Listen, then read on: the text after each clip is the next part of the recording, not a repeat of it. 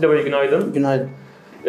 Siz yaklaşık olarak protezi 4 aydan beri kullanıyorsunuz ve bir kontrol için geldiniz buraya. Evet. Şimdi bu hastalıkla alakalı olarak bize gelmeden önce neler yaşıyordunuz? Hangi tedavilere başvurmuşsunuz? Bunları bir anlatır mısınız? Sanırım sizi bir CPAP, uyku apnesi teşhisi konmuş ve CPAP cihazı yönlendirmişti. Bir anlatır mısınız o süreci?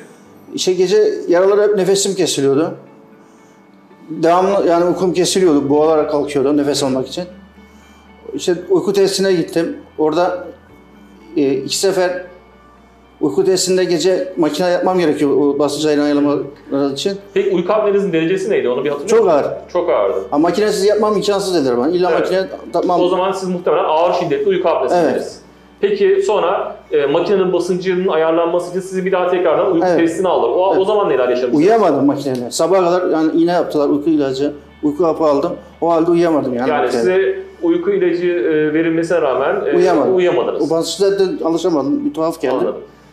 Sonra da başka yöntemleri aramaya geçtiniz. Evet, size videoda araştırdım nasıl yani ameliyat doktora gittim, Boğazburun doktoru ameliyat dedi. Ameliyat kesin olman gerekiyor dediler.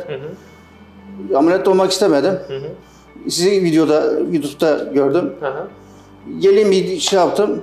Hayatım değişti yani o derece. Peki şimdi protezi kullandığınız zaman neler değişti? Bir anlatır mısınız? Mesela uyku apneniz vardı, yoğun horlamanız vardı. Bu konularda ne gibi değişiklikler oldu? %100 hepsi geçti. Evet. Uyku apnem geçti, horlamam geçti. Gündüz daha dinç kalkıyorum. Gündüzler uyuklamıyorum. Yani çok hayatım değişti yani. Kendiniz daha enerjik hissediyor musunuz mesela? Yaşam daha çok kaliteli bir yaşam tarzı oldu yani. Mesela bazı hastalar şeyden bahsediyor. Daha iyi uyudukları için daha mutlu olduklarını. Aynen. Çünkü bu hastalıkta depresyon yani ruhsal sıkıntı yapabiliyor. Evet. Peki siz böyle kendinizi mental olarak rahatladığınızı hissettiniz mi? Hissettim. Çok rahat. Yani %100 değişti hayatım yani. Evet. Şu an her şey o zaman yolunda. Çok yolunda. Tamam, o zaman bu görüşleriniz için çok teşekkür ederiz. Bir sonraki kontrolde görüşmek üzere. Sağ olun. Evet. Görüşürüz. Sağ olun.